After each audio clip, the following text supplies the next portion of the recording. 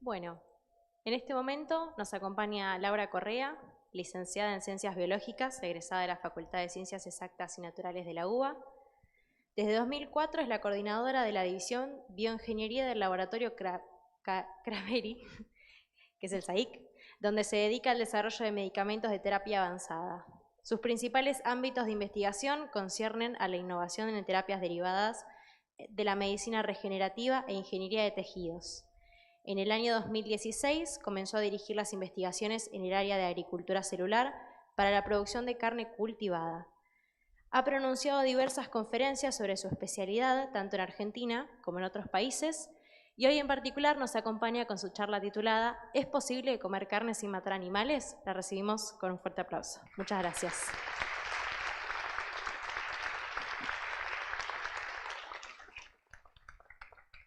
Bueno, muy buenas tardes para todos y todas. Para mí es un placer enorme tener un público como ustedes.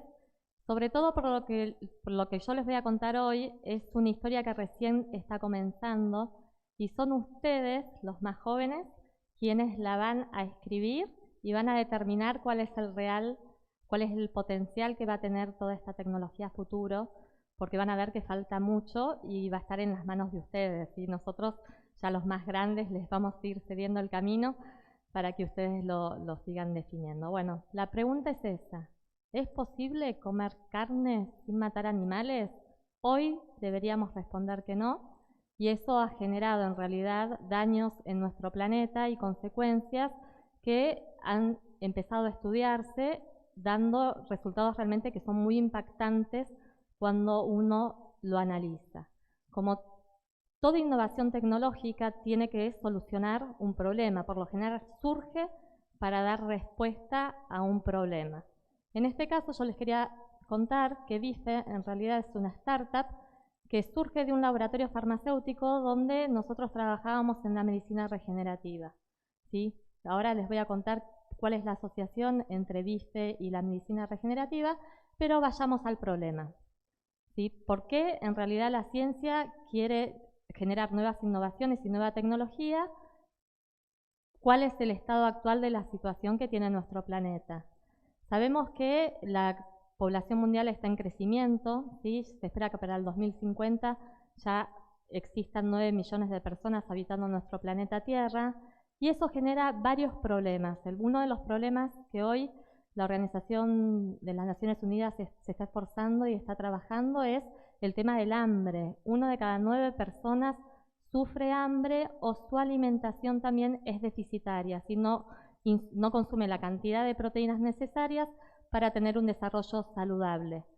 Se estima que no se ha logrado bajar todavía el hambre en el mundo. Hoy en día hay alrededor de 850 millones de personas que sufren hambre y de alguna manera hay que desarrollar nuevos procesos tecnológicos que permitan empezar a revertir esta situación que es la falta de alimentos. A su vez, lo que se estuvo viendo es que lo que nosotros criamos para alimentarnos está generando un desequilibrio en nuestro planeta que es muy impactante. Fíjense, el 36% de los mamíferos que habitan nuestro planeta Tierra está formado por nosotros, los seres humanos. El 60% de toda la biomasa de todos los mamíferos que habitan nuestro planeta está formado por animales que criamos para alimentarnos. Y fíjense qué impactante que los animales silvestres o los animales salvajes solo representan el 4%. Si vamos a los números absolutos, a mí me impactan mucho más, porque así parece, bueno, ¿cuánto será 4%? En el mundo solo quedan, en este planeta Tierra que es gigantesco, ¿no? Solo quedan 500.000 elefantes, 80.000 jirafas, 40.000 leones, 3.890 tigres, 3.890 tigres. Nos vamos a quedar sin esta especie animal. Nosotros representamos 7.730 millones de personas, mientras que en un solo año nos alimentamos consumiendo 1.000 millones de cerdos, 50.000 millones de pollos o aves de corral, 1.500 millones de vacas. Esto, en realidad, cuando se empezó a estudiar, le hizo preguntar a los científicos que realmente este gran desequilibrio que nosotros estamos generando tiene consecuencias muy, muy importantes en nuestro planeta. por ejemplo, la ocupación de tierras. Si uno junta toda la tierra que se utiliza hoy en día para la ganadería, representa todo el continente americano, ¿sí? Y como la cantidad de alimento cada vez se necesita más y se ha visto que los países que están entrando con mayor poder adquisitivo, por ejemplo como China, también empiezan a consumir más carne, por lo cual hay más deforestación porque se tiene que generar más alimento, porque hay una población que demanda cada vez más el consumo de carne. A su vez, sobre todo los rumiantes, si están en el primer escalafón, son grandes generadores de huellas de carbono, no solo porque generan, por ejemplo, dióxido de carbono, sino al ser rumiantes también están generando metano, y todo esto impacta a nivel global en un 12% de la emisión estimada, ¿no?, de gases de efecto invernadero producida por estos animales que estamos criando para nuestro consumo. A su vez tenemos también un problema con el agua. Ustedes saben que el 1% del agua de nuestra tierra es el agua que nosotros utilizamos y consumimos, por lo cual la tenemos que cuidar y preservar. Y para hacer 1 kilo de carne estamos invirtiendo 16 litros de agua por kilo de carne. A su vez el uso de la tierra, ¿sí? Como hay más demanda de alimento, se empieza a hacer una ganadería más intensiva y eso genera la destrucción de manera irreversible de la tierra. Y bueno, como ya les mencioné, esta pérdida de biodiversidad con respecto a los animales que criamos y el impacto que tienen con los animales salvajes. Todo esto hizo plantearse a la ciencia que si seguimos este camino nos vamos a quedar sin recursos. Entonces, de alguna manera tenemos que crear una forma que nos alimente que sea de manera sostenible. Y bueno, entonces la solución en realidad viene por lo que es la alimentación sostenible. La alimentación sostenible plantea que uno tiene que tener una dieta equilibrada, ¿sí?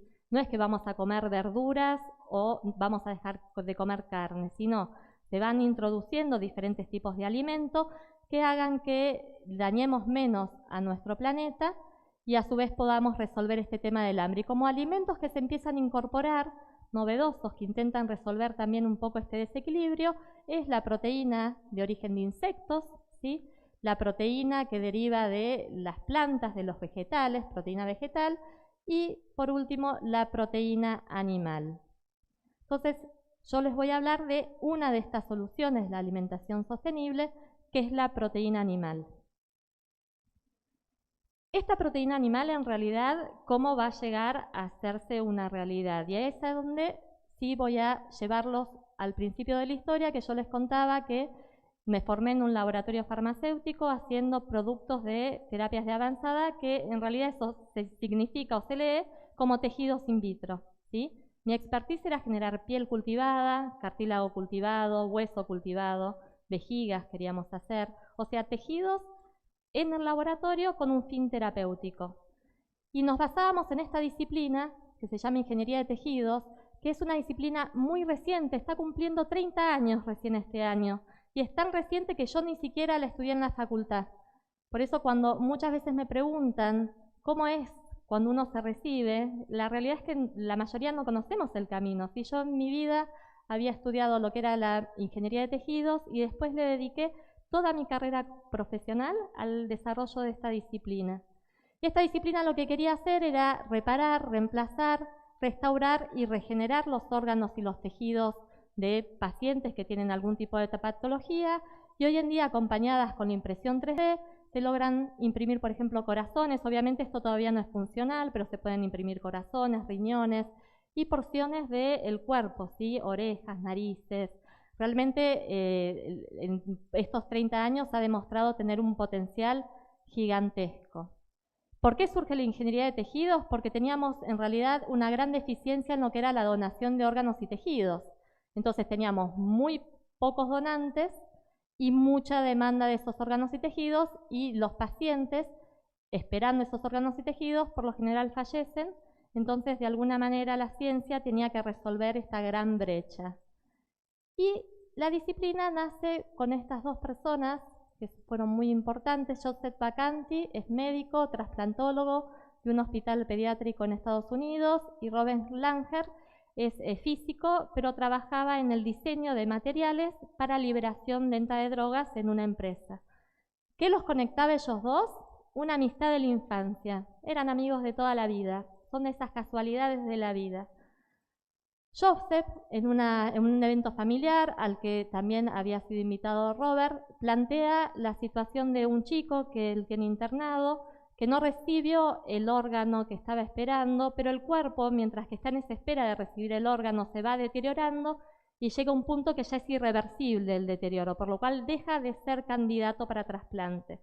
Y él le tenía que avisar a la familia esta terrible situación, por lo cual estaba bastante angustiado porque tenía que hacer esa comunicación. Y empiezan a debatir cómo en realidad la ciencia no podía suplir esta gran deficiencia que todos los años le cuesta muchas vidas a un montón de familias. Entonces empiezan a trabajar en conjunto. Robert le plantea un material muy lindo que él estaba investigando, lo combinan con células, en este caso usan células de cartílago, y logran generar algo in vitro, o sea, el biomaterial con las células de cartílago lo cultivan, le dan los nutrientes necesarios para que las células se desarrollen, y cuando hacen histologías y ven qué tipo de tejido desarrollaron, ven que es similar al tejido, al cartílago, ¿sí? Al tejido que está en nuestro cuerpo. Cuando mandan a publicar ese descubrimiento, los examinadores, los evaluadores de la revista, les dicen que ellos no veían nada innovador, o sea, células mezcladas con un biomaterial no aportaban ningún avance científico. Y es ahí donde ellos dicen, no solo le vamos a demostrar a la revista científica que esto realmente va a impactar en la vida de todas las personas que habitamos este planeta, sino también vamos a demostrarle al mundo entero que esto es el futuro en realidad de la medicina. Entonces dijeron, ¿cómo le podemos mostrar a alguien que no sabe ciencias, que no entiende lo que es el cartílago embebido en un material? Entonces pensaron que en nuestro cuerpo hay, por ejemplo, varios tejidos, no solo las articulaciones que tienen cartílago, por ejemplo en las orejas tenemos cartílago elástico, también tenemos cartílago en la nariz, y decidieron en realidad a ese biomaterial, darle la forma de una oreja, porque la oreja, en realidad debajo de la piel, es de cartílago. Entonces cultivaron las células, se dieron cuenta que como era una pieza muy grande, si la tenían en las condiciones in vitro con las cuales habían hecho ese primer trocito, las células no se desarrollaban bien, por lo cual decidieron utilizar un bioreactor. Y en este caso, el bioreactor era un animal, ¿sí? Este animal, que se llaman ratoncitos Nude, que no tienen sistema inmunológico, por lo cual puede haber células humanas implantadas en el animal, le daba todos los factores físicos, biológicos y químicos que requería la oreja para madurar. Después obviamente remueven la oreja de ese animal y demuestran que se puede hacer una pieza de nuestro cuerpo utilizando biomateriales y células.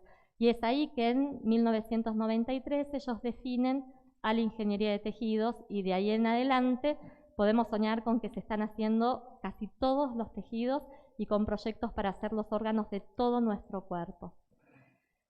Lo que es utilizar la ingeniería de tejidos con un fin no terapéutico, sino alimenticio, se llama agricultura celular, ¿sí? Pero va a utilizar todo lo que durante estos 30 años estuve investigando para hacer piezas del cuerpo, todos esos conocimientos ahora para hacer piezas del cuerpo de un animal que nosotros podamos ingerir posteriormente, ¿sí? Es con un fin alimenticio.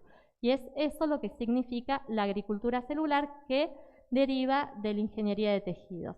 Entonces, los que trabajamos en esta disciplina creemos que estamos viviendo en realidad diferentes etapas de la evolución del ser humano, ¿sí? Primero ocurrió lo que era la primera domesticación, en donde tomábamos los mejores animales y las mejores plantas y las criábamos o cultivábamos para nosotros aprovechar ese mejor animal o esa mejor planta, pero fíjense que en esta primera domesticación lo que es la generación de alimento no es un método tan eficiente, porque de un animal que pesa 470 kilos solo sacamos 170 kilos de carne. Invertimos, por ejemplo, 5 años en que este animal crezca, lo alimentamos, le dimos agua, invertimos mucha energía para que el proceso no sea tan eficiente. Y eso es en parte algo que estamos también sometiendo a nuestro medio ambiente, que con esa falta de eficiencia son recursos que estamos perdiendo. Entonces se dice que hoy empezamos a vivir eso quiero que entiendan ustedes, van a ser los verdaderos actores de todo esto, porque esto recién empieza empezamos a vivir lo que sería la segunda domesticación, en donde una parte de ese animal, ahora no necesitamos el animal completo, la podemos en realidad convertir en toneladas de alimento.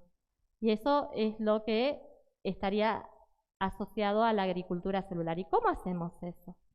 Para hacer esos alimentos vamos a necesitar de células, porque la carne tiene células, ¿sí? Además de células, tiene una matriz extracelular que está rodeando esas células. Entonces vamos a necesitar células, un esqueleto, una matriz que le permita a esas células crecer dentro de ese biomaterial y señales que le indiquen a las células lo que queremos que nosotros hagan dentro de ese material para generar el tejido que uno quiere desarrollar.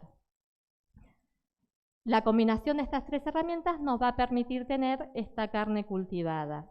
Como biomateriales, en realidad, que es una estructura donde las células pueden crecer y desarrollarse, se utilizan un montón de estrategias.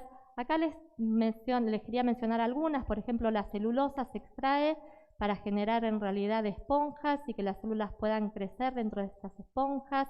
Hay grupos que, por ejemplo, el colágeno es una proteína característica de las matrices extracelulares de los animales. Entonces lo que ellos hacen es sintetizar colágeno en plantas, extraen el colágeno de esas plantas y con ese colágeno pueden hacer este esqueleto, esta estructura para generar ese biomaterial que necesitamos para hacer el análogo de la carne. Y hay otros grupos que trabajan, por ejemplo, con otros derivados de la naturaleza. Por ejemplo, esto es el quitosano. El quitosano, en estos casos, uno para hacer carne cultivada lo obtiene de hongos, pero bueno, por ahí si hay algún biólogo presente en este momento, va a recordar que los insectos tienen exoesqueleto y cada vez que nosotros pisamos una cucaracha, ese crujido es que le estamos rompiendo su esqueleto externo, y ese esqueleto externo es quitina, ¿sí? El quitosano es un derivado de la quitina y es muy buen biomaterial para que las células puedan crecer y desarrollarse. Entonces acá igual hay muchísimas estrategias. Nosotros, por ejemplo, trabajamos con quitosano, trabajamos con proteína de soja, trabajamos con proteína de papa y con proteína de arveja. Son todos en realidad biomateriales que puedan ser consumidos posteriormente a generar la carne cultivada. Bueno, con respecto a las células, acá me voy a poner un poco más técnica y espero no aburrirlos, ¿sí? Porque lo importante es que se lleven un panorama real de qué se está haciendo con carne cultivada.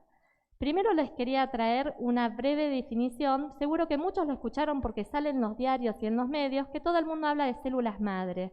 ¿Sí? Las células madre hicieron esto, un grupo trabajó haciendo células madres y descubrió hacer tal cosa. Entonces, básicamente, para que todos entendamos, una célula madre es una célula que cuando se divide, porque las células en nuestro cuerpo se dividen continuamente, se divide significa que se divide en dos, ¿sí? Vamos a tener siempre dos células hijas de esa división. Entonces, una de las células hijas va a comportarse igual y va a ser exactamente igual a la célula madre que le dio origen, pero la otra célula hija va a tener una composición en su citoplasma diferente que la va a hacer proliferar y diferenciarse. En realidad, las células funcionales de nuestros tejidos son estas. O sea, cuando se descubrieron las células madre, se generó toda una revolución en la manera en que nosotros veíamos a los tejidos, porque si bien sabíamos que había tejidos que regeneraban, tipo el hígado, había otros tejidos que pensábamos que no había regeneración. Entonces, cuando mirábamos las histologías, por ejemplo, de un músculo, veíamos que en el músculo había fibras musculares y había células chiquititas alrededor de esas fibras que no tenían ninguna función. Y de hecho, en histología, por ejemplo, estas células del músculo se las denominó satélite, ¿sí? Porque no tenían una función, mientras que las fibras musculares eran las responsables de esa contracción muscular. Con el tiempo se dieron cuenta que esas células que no tenían ninguna función eran células madre, y cuando el músculo se lesionaba, esas células se activaban para poder regenerarlo. Y es ahí también donde la medicina regenerativa empieza a existir y empieza a aprovechar las células madre que tenemos en nuestros tejidos para regenerar los tejidos, pero fuera del cuerpo humano, en muchos casos. Entonces, bueno, una vez que ya sabemos lo que es una célula madre, les quería contar que hay muchos tipos distintos de célula madre que se los evalúa en función a qué capacidad tienen de hacer diferentes tejidos del cual provienen. Por ejemplo, si yo saco una célula madre del músculo y con esa célula madre solo puedo hacer músculo, la célula madre es unipotencial. Pero si yo sacara la célula madre del músculo y pudiera hacer tejido renal, tejido cartilaginoso, piel, esa célula madre ya tendría diferentes potencias, tendría la capacidad de generar diferentes tejidos. Y en el desarrollo embrionario podemos ver todos los tipos de células madres que hay. Por ejemplo, cuando ocurre la fecundación, que el espermatozoide en realidad invade a ese óvulo, el óvulo, este ovocito ya fecundado se empieza a dividir, se divide a la mitad, 2 células, se vuelve a dividir y forma 4 células. Si nosotros separamos esas 4 células e implantamos cada una de esas células en un útero, vamos a tener 3 organismos completos, ¿sí? Esas 4 células son células que se las menciona totipotentes porque tienen la capacidad de generar un ser viviente, un organismo, ¿sí? Pero si el desarrollo embrionario sigue avanzando, nos vamos a encontrar ya entre el día 5 o 6 este tipo de desarrollo que se llama blastocisto, donde tenemos células que forman la capa externa y células que están dentro de la capa esa externa que se llama masa interna. Si nosotros tomamos estas células, las células pueden dar todos los tejidos de nuestro cuerpo, pero no una persona completa, no un individuo. Ya dejaron de ser totipotentes y ahora son pluripotentes, ¿sí? Porque pueden dar casi todos los tejidos de nuestro cuerpo. Mientras que ese embrión sigue avanzando en su desarrollo, llegamos al nacimiento y a partir de acá, en realidad, todas las células que tenemos son células multipotentes, son células madres que están en los tejidos y algunas de esas células madres de esos tejidos pueden dar otros tejidos, pero no todos los tejidos de nuestro cuerpo, ¿sí? Entonces vieron que a medida que ese embrión se va desarrollando, vamos pasando por todo el espectro de células madres que hay, hasta llegar a la edad adulta donde tenemos células madres, pero multipotenciales, y en algunos tejidos solo tenemos células madres unipotentes, ¿sí? Que no pueden dar otros tejidos. ¿Por qué les quería contar todo esto? Porque una de las herramientas que utilizan varios grupos en el mundo que trabajan con carne cultivada, trabajan con células embrionarias. Entonces era muy difícil decirles que iban a trabajar con células embrionarias sin explicarle un poco de dónde venían esas células, ¿sí? Estas células embrionarias entonces tienen la capacidad de dar todos los tejidos de nuestro cuerpo. Ellos lo que hacen es, piensen que en animales hay muchísima fertilización in vitro, por lo cual tienen mucho acceso a embriones, ¿sí? A óvulos recién fecundados, toman esa masa interna y con eso la idea es buscar hacer el principal componente de la carne, que es el tejido muscular. Pero también con estas células pueden hacer hueso, pueden hacer tejido adiposo, pueden hacer cualquier tejido que quieran generar para su carne cultivada. Hay otros grupos que lo hacen más sofisticado todavía, ¿sí? Porque ellos trabajan con células ya de un adulto, células del animal adulto, pero esas células cuando son colocadas in vitro, primero tienen un proceso de adaptación. Esas células, una vez que se adaptaron in vitro, empiezan a proliferar. Proliferar es que se dividen, se multiplican, y si las multiplicamos muchas veces, los largos de los telómeros que protegen a los cromosomas se empiezan a cortar, los cromosomas se empiezan a pegar entre ellos y la célula entra en senescencia y muere, ¿sí? Pero algunas células en todo este camino van acumulando mutaciones y, por ejemplo, si esas mutaciones hacen que desarrolle telomerasa, que es una enzima que va a empezar a extender esos telómeros, pueden seguir creciendo de manera indefinida y eso significa que se volvieron inmortales. ¿Vieron cuando veíamos las películas del espacio que nunca nos explicaban cómo se alimentaban los astronautas? No veíamos vacas ni nada en la nave espacial.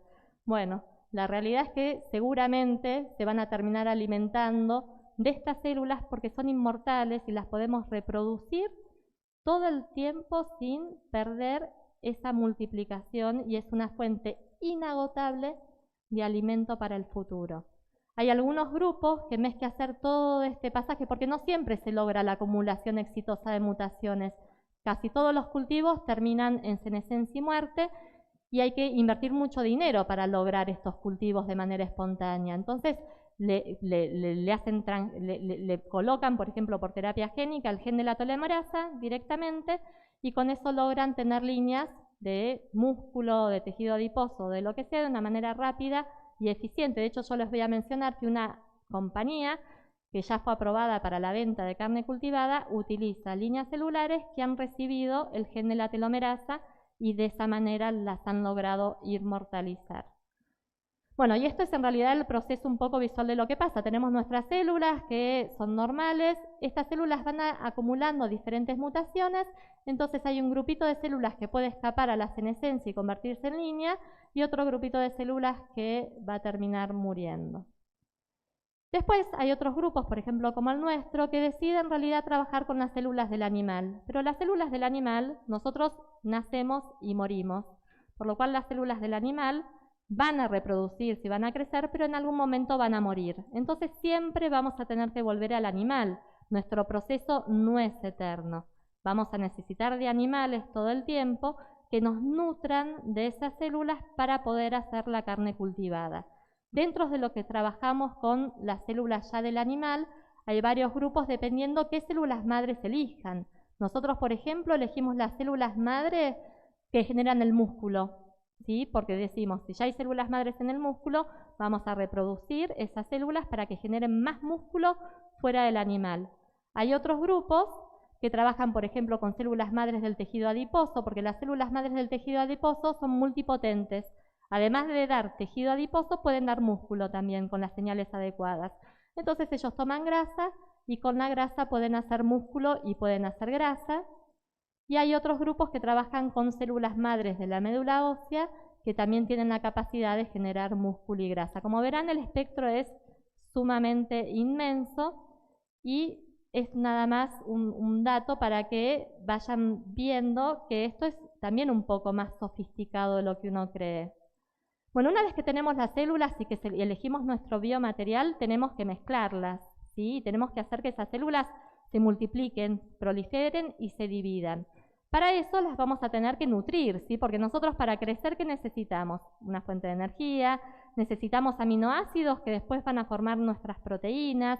Entonces nosotros todos esos nutrientes se los colocamos a los medios que llamamos de cultivo, ¿sí? Entonces le estamos dando energía, le estamos dando aminoácidos, o sea, le estamos dando sales, para que esas células puedan multiplicarse y las colocamos en este tipo de equipos que se llaman bioreactores, que en realidad son como unos tanques y puede variar su volumen en función de la cantidad de carne que uno quiera hacer, que le dan a las células la temperatura adecuada, la concentración de gases adecuada, el pH adecuado. Piensen que en nuestro cuerpo las células están en un pH sumamente restringido, entonces el medio de cultivo más el bioreactor va a poder hacer posible que uno logre lo que es la carne cultivada. Y acá en realidad son diferentes mecanismos que uno tiene. Nosotros, por ejemplo, trabajamos con las células satélite del músculo que se llaman mioblastos, con las células madres del tejido adiposo, las combinamos y hacemos anillos de músculo. Ustedes van a ver las fotos que para nosotros la carne cultivada son unos anillitos de músculo. Entonces, un poco, ¿qué hacemos en BIFE? Tenemos que partir sí o sí del animal porque elegimos esta estrategia de que la fuente de células va a ser de un animal. Le tenemos que hacer una pequeña muestra, una toma de tejido, una biopsia al animal. Esta muestra de tejido viene al laboratorio. En el laboratorio la procesamos. Fíjense que este es un corte de músculo. ¿Ven estos puntitos de acá? Son estas células mioblastos, ¿sí? Entonces nosotros cuando digerimos esa muestra de músculo del animal, vamos a descartar todas las fibras musculares y solo nos vamos a quedar con las células satélite. A esas células satélite las vamos a solo multiplicar y una vez que tenemos millones de células, las diferenciamos a miotúbulos. ¿Qué significa la diferenciación? Que las células se fusionan, ¿sí? Entonces vamos a tener los miotúbulos, son células multinucleadas. Eso significa que ya no pueden dividirse más. Una vez que nosotros las diferenciamos, el proceso se termina y ya de ahí no podemos tomar otra muestra para seguir haciendo nuestro producto de elaboración. Ya en este estadio el producto es el final. Entonces ahí generamos los anillitos y la idea es que la sumatoria de estos anillitos sea la materia prima, por ejemplo, para hacer una hamburguesa, para hacer elaborados, porque ahora les voy a mostrar los anillitos y creo que ninguno de ustedes me va a decir eso es carne, ¿sí? Pero fíjense, nosotros trabajamos con terneros, tenemos un campo en realidad que cría estos animales en Tandil. Ahí al animal parado no le podemos hacer la toma de muestra, así que lo tenemos que echar. Acá le generamos algún tipo de sufrimiento y de estrés, pero no hay manera de hacerlo mientras que el animal está parado.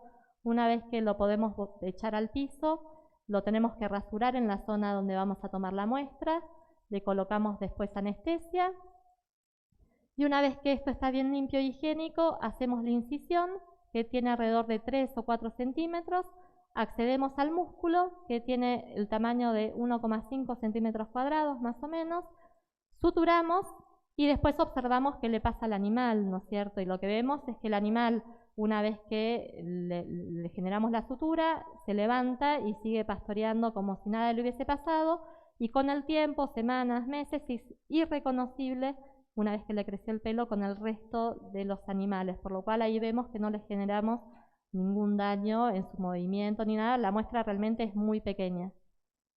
Bueno, nosotros, como les contaba, además de músculo, cultivamos también las células del tejido adiposo, porque el sabor de la carne está asociado a la grasa, y por eso la idea es hacer cocultivos.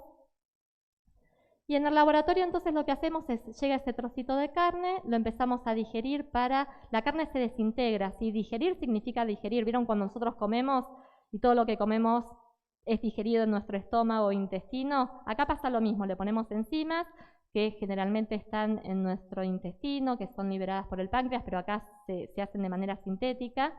Y la carne desaparece ese pedacito, pero van a quedar las células mioblastos en suspensión, que va a ser lo que nosotros vamos a empezar a expandir, y acá en realidad vamos viendo los procesos de expansión. Una vez que las tenemos expandidas, las diferenciamos a miotúbulos y fíjense, chan chan, nuestra carne cultivada. Esto a nivel nutricional es el músculo del animal, ¿sí? Si lo cultivamos con grasa, además de esas fibras musculares también va a tener tejido graso, pero el aspecto no es nada parecido a la carne. Y por eso la mayoría de las empresas o startups que están generando la carne cultivada no piensan hoy en el churrasquito o en el bifecito, sino en la hamburguesa, en la salchicha, en las nuggets de pollo, en lo que la materia prima se tritura, se disgrega, se le ponen saborizantes, colorantes y termina siendo visualmente algo que nosotros estamos acostumbrados a consumir. Porque si esto es lo que nosotros llamamos carne, va a ser difícil que lo asociemos a la carne, pero ya en un formato de hamburguesa o en una nugget, nosotros no lo vamos a ver distinto a lo que estamos habituados a comer. Nosotros en el 2021 hicimos la primera degustación, fíjense la coloración pálida que tiene. Nosotros trabajamos con, como les mostré, carne bovina. La carne bovina es roja porque tiene alta concentración de mioglobina, ¿sí? En cultivo las células expresan menos concentración de mioglobina, por lo cual son más pálidas. Hay grupos en el mundo que han demostrado que si cultivan a esas células con hipoxia, ¿sí? En ambientes con poco oxígeno, generan mioglobina y se vuelve la misma coloración que esa carne roja. Entonces, a medida que esto va avanzando, también la ciencia va respondiendo las diferentes dificultades que esta tecnología se va presentando. Nosotros queríamos hacer una hamburguesa y nos terminó saliendo algo parecido a una milanesa, ¿sí? Esos fragmentitos cuando los trituramos no se pegoteaban bien como hace la carne picada. Vieron que uno puede hacer un bollito y no se desintegra, se nos desintegraba, le pusimos huevo, la terminamos empanando y cuando la comíamos parecía más una nugget o una milanesa que una hamburguesa, obviamente. Pero bueno, no somos expertos en todo lo que es culinario, somos expertos en cultivo y sabemos que hoy con la proteína vegetal se logran análogos increíbles y que tenemos que utilizar el expertise de aquellas personas que hacen esos análogos. Y la combinación con las células seguro que va a dar un producto muy potente. Pero bueno, este punto no es nuestro expertise, pero bueno, se comió. Al día siguiente no pasó nada en todo el grupo que lo comió, que era también un gran desafío. Y ahora queremos hacer una degustación un poquito más grande. Bueno, ¿por qué la carne cultivada? Yo les conté el problema y cuál es la solución que la carne cultivada trae a nuestro medio ambiente. Fíjense, primero hay una diferencia abismal en el proceso. Para criar una vaca que sea sacrificada y llegue al consumo pasan 5 años. Desde el momento que nosotros tomamos la muestra del animal hasta el momento que ya empezamos a generar kilos de carne, 500 kilos por ejemplo, pasan nada más que 4 semanas, ¿sí? Es rapidísimo el proceso y eso también hace que sea mucho más eficiente.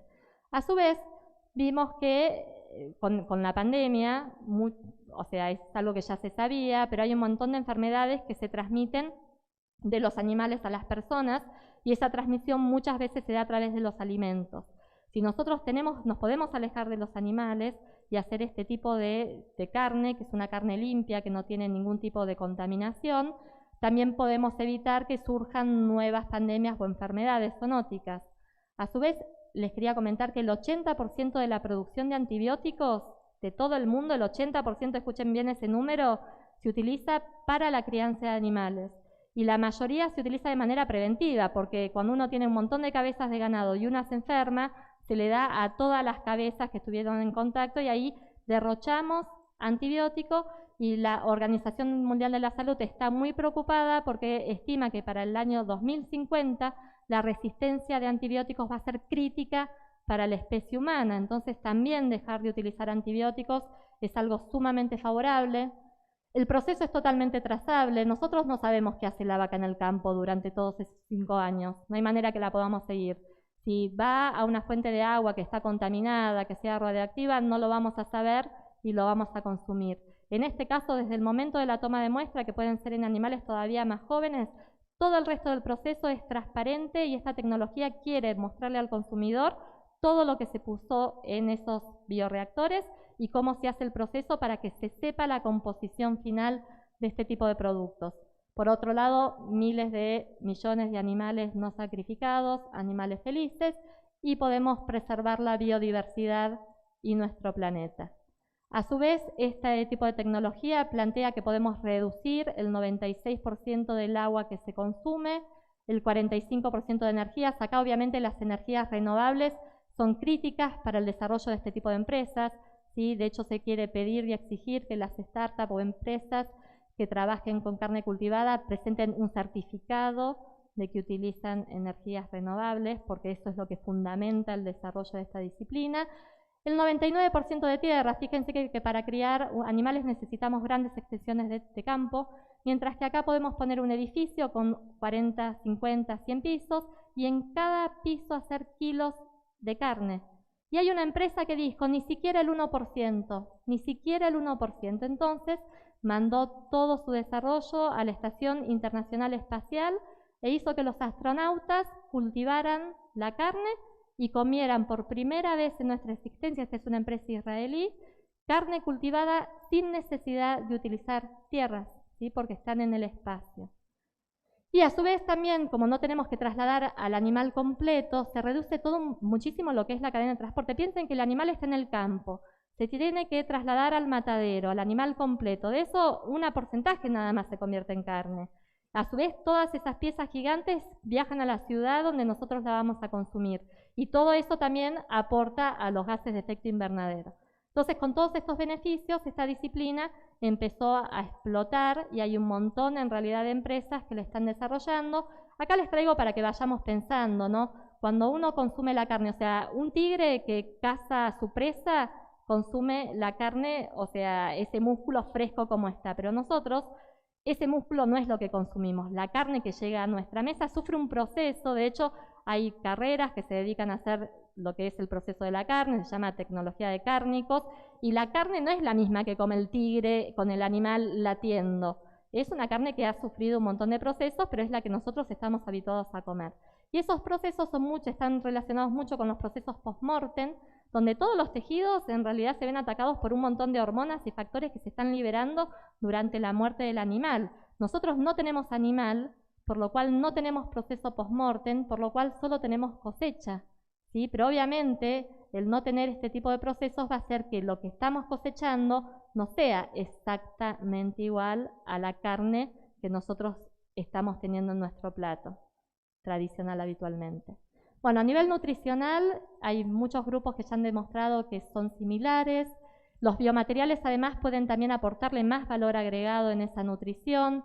Bueno, la grasa se puede manejar, los minerales, yo les hablé de la mioglobina, que por ahí había que incrementarle. Y por ejemplo, acá vitamina B12, la vitamina B12 nosotros la ingerimos con las carnes, pero no porque el animal la fabrica, sino porque el animal tiene microorganismos en su intestino que generan la vitamina B12. Al no ya tener esos microorganismos, nuestra carne cultivada no tiene vitamina B12 y sería algo que le tendríamos que suplementar para que, por ejemplo, tuviese exactamente el mismo valor nutricional.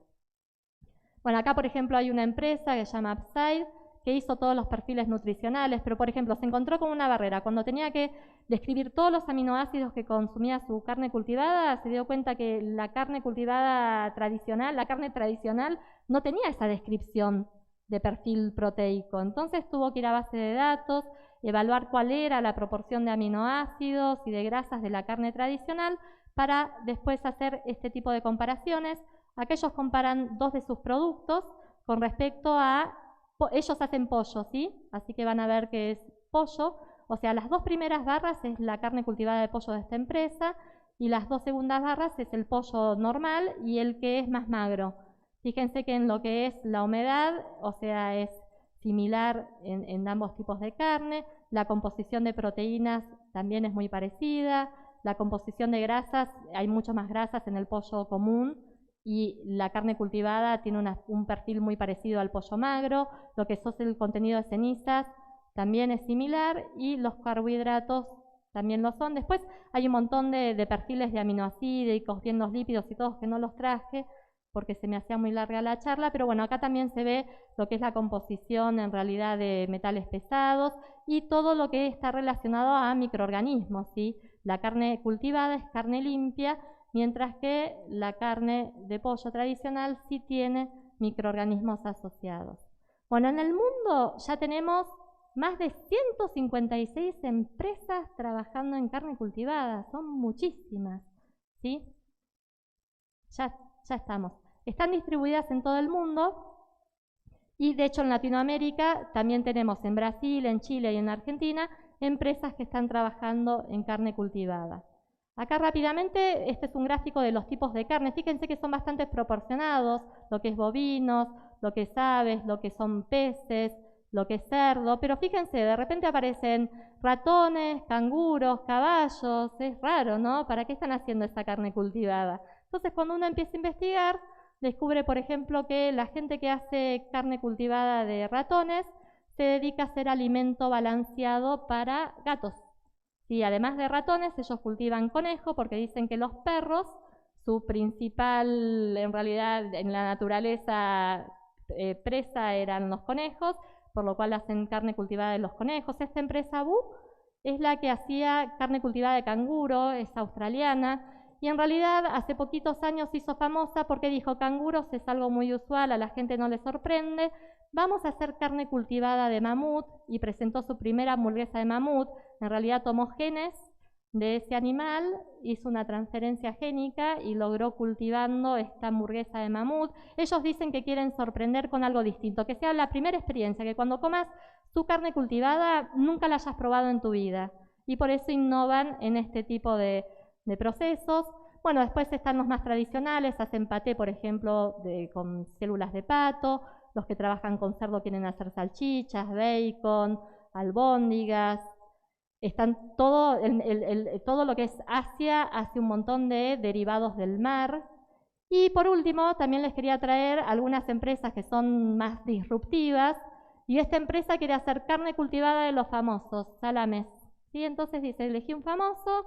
Ese famoso nos da un pedacito de su piel, de sus células, nosotros la cultivamos y vos podés ingerir al famoso, ¿sí? La idea es que sea disruptivo.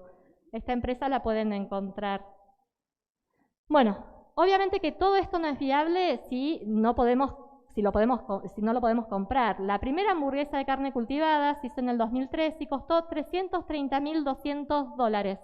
Súper accesible, es una tecnología que tiene una potencia impresionante para nadie, ¿sí? Por lo cual, desde ese año hasta el 2023, se logró, en realidad se puso muchos énfasis en la disminución de costos. ¿Y cómo se lograron bajar esos costos? Hoy más o menos una carne cultivada tiene el precio de una carne premium, ¿sí? ¿Y cómo se logró? Se trabajó en toda la cadena de elaboración de la carne cultivada, en el diseño de los bioreactores, del medio de cultivo que generalmente venía de la industria farmacéutica y eran insumos muy pero muy costosos. Cuando se pasó a la alimenticia y se desarrollaron cadenas de proveedores de esa industria, empezó a disminuir los costos y se logró entonces que hoy sea competitiva. Fíjense cómo con los años, desde que se generó la primera hamburguesa, logramos, y todavía no llegamos, dicen que todavía vamos a poder seguir y hacerlo más competitivo que la carne tradicional. Bueno, por último, y ya cierro, les quería contar que este año, esto es muy nuevito, 2023, se aprobó en Estados Unidos las primeras 2 empresas para salir a vender carne cultivada. O sea, desde el 2013 que se dio a conocer esta tecnología que se podía comer y consumir, recién en el 2013 la FDA y la USDA, que es el Ministerio de Agronomía de los Estados Unidos, dijo que era seguro para que nosotros lo podamos consumir. ¿Por qué para mí yo lo digo con tanta alegría? Porque Estados Unidos en realidad es como el gestor de las normas y todos los países vamos copiando y nos adaptamos a esas normas. Que Estados Unidos las haya aprobado abre inversiones gigantes para este tipo de empresas. Pero fíjense, Good Meat era una empresa que no había logrado su aprobación en Estados Unidos, entonces logró en el 2020 empezar a vender el pollo cultivado en Singapur. Tuvo que esperar 3 años para que ese mismo pollo cultivado llegara a los Estados Unidos, pero todavía no tiene un escalado de toneladas, ¿sí? Por ahora hace pequeñas piezas y también las vende bastante caro porque dice que la va a ofrecer en un restaurante así premium, 8 porciones de carne por semana con un costo de $70. Esta es otra empresa que también hace pollo cultivado, que también logró la aprobación en Estados Unidos, hace 23.000 kilos de carne por año. Y sí, fíjense que esto es lo que sale, la carne cultivada de Upside versus a la carne tradicional. Está bastante competitivo y ellos dicen que lo van a seguir mejorando. Bueno, este es el futuro, porque lo que yo les mostré eran todos elaborados, salchichas, hamburguesas, pero hay una tecnología que hoy se utiliza, por ejemplo, en la ingeniería de tejidos para intentar hacer riñones, corazones, que es la bioimpresión. Y con la bioimpresión, fíjense, estos son en realidad sin células, por ahora son solo biomateriales. Fíjense cómo se logra una textura y un aspecto muy similar a la carne. Entonces hay que desarrollar, porque esto es muy lento, no se puede hacer a gran escala hoy en día. Hay que esperar que la tecnología siga avanzando y logre que esto lo podamos hacer en minutos para poder generar esas toneladas de carne que necesitamos para el consumo, pero realmente los logros que se están logrando con la bioimpresión, que va a ser el futuro de la carne realmente, son espectaculares. Listo. No come carne, no animales, ese es nuestro lema.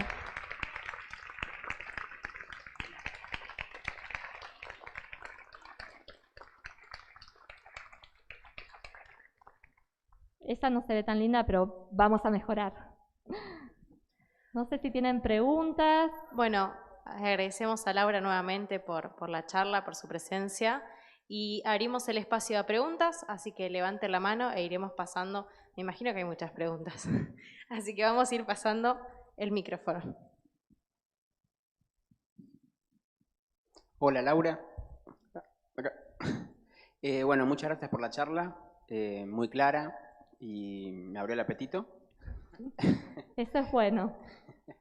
Quería preguntarte, hay una parte que vos dijiste que ustedes se autoimponían usar energías renovables. No, no nosotros, sino la disciplina en sí surge para resolver un problema ambiental.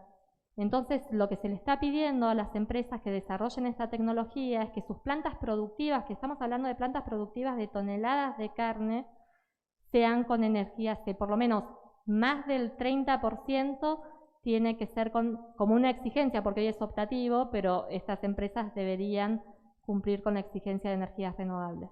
Es que te quería preguntar eso porque lo estaba viendo y entiendo la ideología que está atrás, me parece correcta, pero ¿no pensás que ahora es imponer eso o pedirlo? Digo, si lo pedís no pasa nada, pero imponerlo ¿no es ponerle un palo en la rueda ahora que se quiere desarrollar? Es que o sea, los que trabajamos en esta disciplina vemos que esto es un conjunto, ¿sí?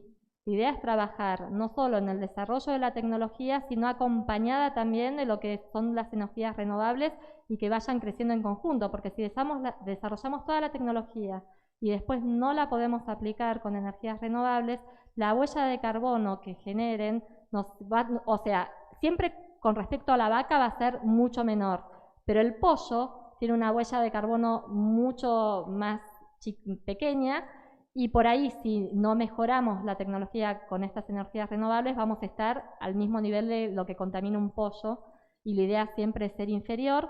Y también se plantea utilizar energías renovables y en poner estas plantas productivas, por ejemplo, en zonas de altos vientos, ¿sí? Que no todas se tienen que desarrollar en una ciudad, sino se pueden aprovechar el medio ambiente y lo que el medio ambiente está otorgando en diferentes lugares de nuestro planeta y utilizarlo también con la finalidad de generar este tipo de alimentos. ¿Alguna otra pregunta?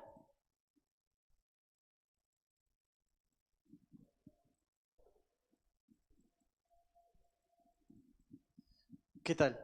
Quería consultarle por, acá estoy, Allá. por tema de cómo lo recibe la gente cuando escucha de carne cultivada, porque es como, por ahí nosotros que estamos en el ámbito más orientado a las ciencias, no nos parece tan raro, pero por ahí, no sé, se me ocurre un padre, madre de 40, 50 años, un abuelo, capaz que no le impacte tan bien como a nosotros que por ahí estamos más en el tema. Gracias. Sí, lo que es el consumidor, se han hecho muchos estudios en todo el mundo y en casi todos los países del mundo. Primero, por ejemplo, se han hecho estudios con respecto a qué nombre había que darle, carne limpia, carne cultivada, carne de laboratorio, y parece que el término más aceptado por los consumidores es carne cultivada, por eso yo siempre utilizo ese término. Y a su vez, cuando se hacen las encuestas sobre si uno lo probaría, si lo ve seguro, si desconfía de la tecnología, sí se ve que en los diferentes rangos etarios hay una diferencia muy grande en cuanto a la desconfianza o si consumirían este tipo o no de tecnologías. Los más jóvenes son los que están más dispuestos a probarla, los que están más dispuestos también a cambiar sus hábitos alimenticios, porque por ahí no sea carne, pero es algo rico que puede incorporarse a la dieta y que si encima es amigable con el medio ambiente, es muy bienvenido. Y a medida que nos vamos alejando de los más jóvenes, obviamente se va encontrando más rechazo, pero siempre muy asociado a la edad que tiene ese consumidor. Por eso la tecnología tiene que plantear desde entrada la transparencia, porque uno en el colegio, los padres, siempre vivimos con la idea de lo más elaborado o lo más industrializado es lo menos saludable. Entonces hay que revertir sí un poco esa idea, porque en este caso está industrializado, pero tiene un montón de beneficios que son mejores que la carne tradicional.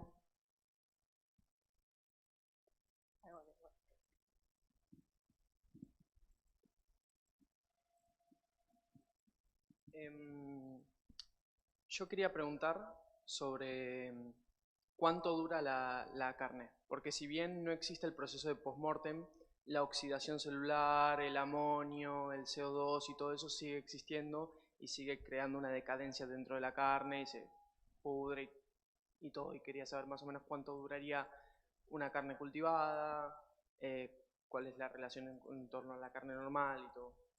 Mira, nosotros por ejemplo no llegamos porque todavía no tenemos el prototipo definido.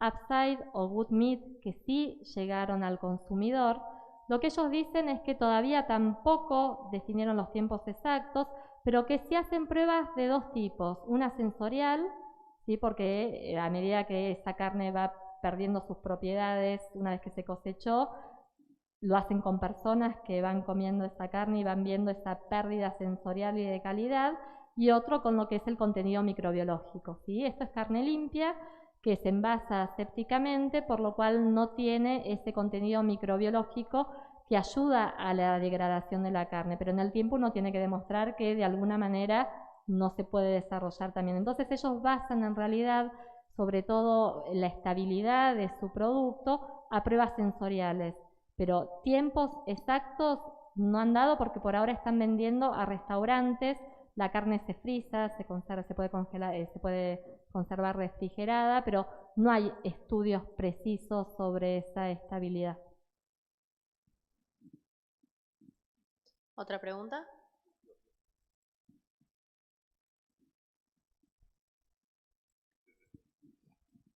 Bueno, gracias por la charla, muy original. Mi pregunta, te diría, casi no es científica, pero yo no me imagino dejar de comer una tira de asado, por ejemplo.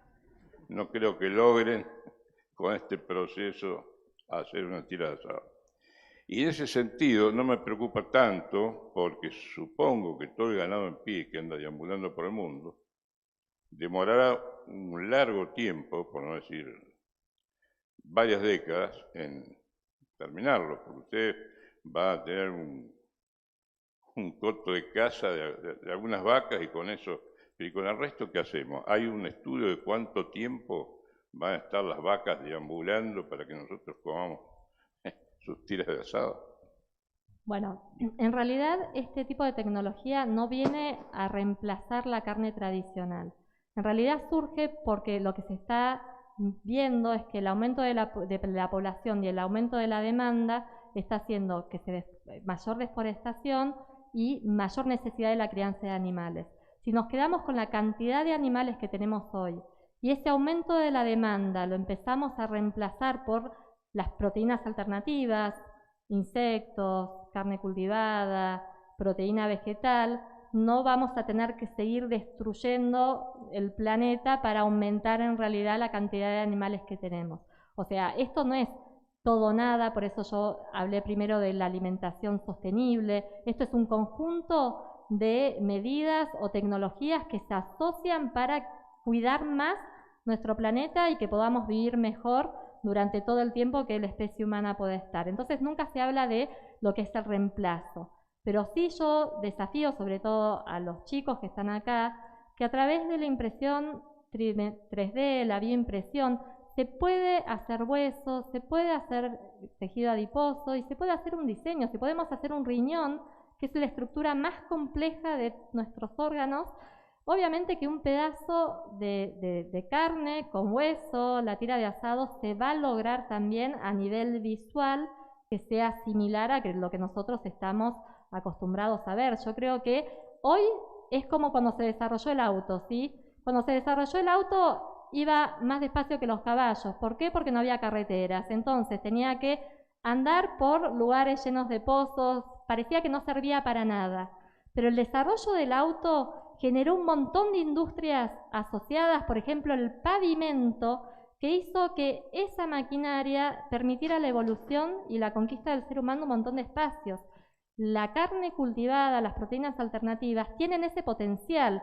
Hoy no conocemos la tecnología que vamos a tener dentro de 15 o 20 años, pero hay tanta inversión y tanta visión que yo no dudo que en 15, 20 años vamos a estar hablando de otra manera, como la computadora que pasó a ser de dimensiones gigantes y ahora la llevo en mi bolsillo. Lo mismo va a pasar con este tipo de tecnologías. La verdad que es muy esperanzador todo lo que se puede lograr porque se está logrando en medicina regenerativa. Si hacer un corazón que late es algo que nadie se hubiese pensado que podía pasar y hoy en día pasa. Allá creo que hay una pregunta. No, por favor.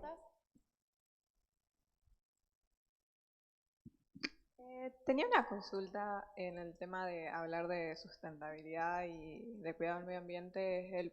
Creo que también hay una problemática con el tema del cultivo de soja actualmente en lo que es la Argentina, más que nada por el uso del glifosato, que es un agroquímico que es bastante contaminante y que actualmente, bueno, no se está utilizando de forma correcta. Y bueno, sé que la soja es un tipo de proteína alternativa, digamos.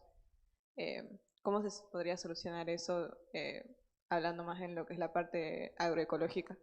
No, es que en todo lo que es agroecológica, sí, por ejemplo, Argentina tiene muchísima investigación en semillas que puedan adaptarse a diferentes medios ambientes o condiciones.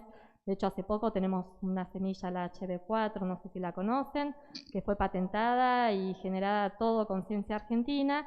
Y creo que combinando esa tecnología de semillas, donde podamos cultivar plantas, soja o lo que sea en zonas donde no la podemos hacer hoy en día sin utilizar glifosato, para mí es sumamente viable y Argentina realmente ahí sí es potencia en el desarrollo de semillas.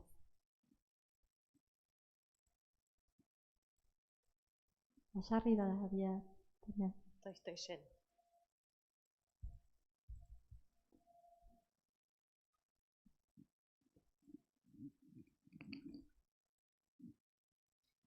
Hola, ¿qué tal? Buenas noches. Mi pregunta era si, digamos, estos trabajos de investigación, bueno, y estos laboratorios que están trabajando en estos proyectos, si trabajan en vínculo con, por ejemplo, no sé, nutricionistas o gente que está orientada a la gastronomía, que bueno, que estudió una carrera para eso, a nivel nutricional, o sea, ¿cómo se manejaría en ese aspecto? No sé si se entiende la pregunta. Sí, está perfecto. Mira, a nivel trabajo en equipo, la carne cultivada trabaja con un montón de disciplinas totalmente diferentes, físicos, ingenieros, biólogos, o sea, microbiólogos, nutricionistas, porque hay un montón de cosas asociadas con la nutrición que no tienen técnicas, por ejemplo, definidas para demostrar la cantidad de un aminoácido esencial, por ejemplo, que lleva la carne cultivada. Y como esta carne cultivada hoy está siendo expuesta, necesita demostrar y evidenciar un montón de cosas asociadas a la nutrición. Y por ejemplo se trabaja con nutricionistas, hasta con cocineros también, con tecnólogos en alimentos, para por ejemplo diseñar todas las técnicas para controlar este tipo de productos a nivel nutricional y para demostrar si son comparables o no con la carne tradicional, pero realmente es una disciplina muy incipiente que está generando que se crucen casi todas las disciplinas que nosotros conocemos, y sí, los nutricionistas, no solo por el tema de las técnicas, sino por ver todo lo que es la digestibilidad, ¿sí? Porque hay que hacer pruebas para ver que lo que tiene realmente se absorbe como la carne tradicional. Entonces hay una mezcla de conocimientos y de aprendizajes que es lo que yo veo y les quiero transmitir que es lo que va a revolucionar este tipo de tecnologías, porque todos estamos hablando, intentando lograr lo mismo y estamos trabajando realmente en equipos multidisciplinarios. Bien, ¿alguna última pregunta?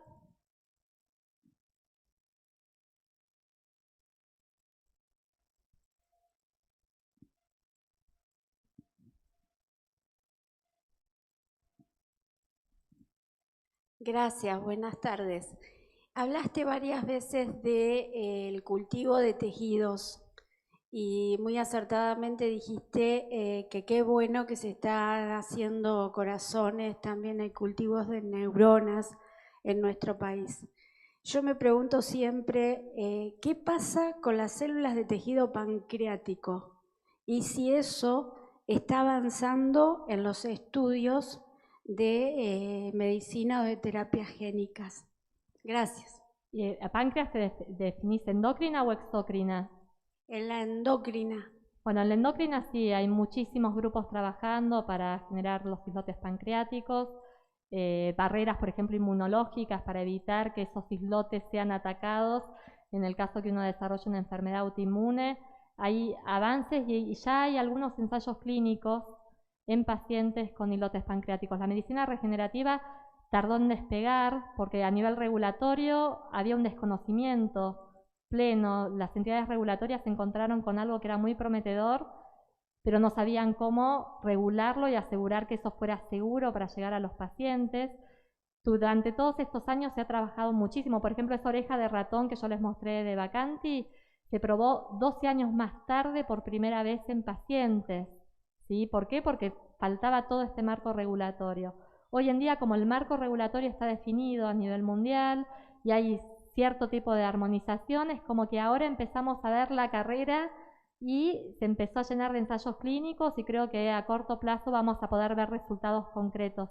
Y con islotes pancreáticos hay muchísimos grupos trabajando en estrategias 100% diversas. Muchísimas gracias. Bueno, te agradecemos nuevamente, Laura, por haber venido.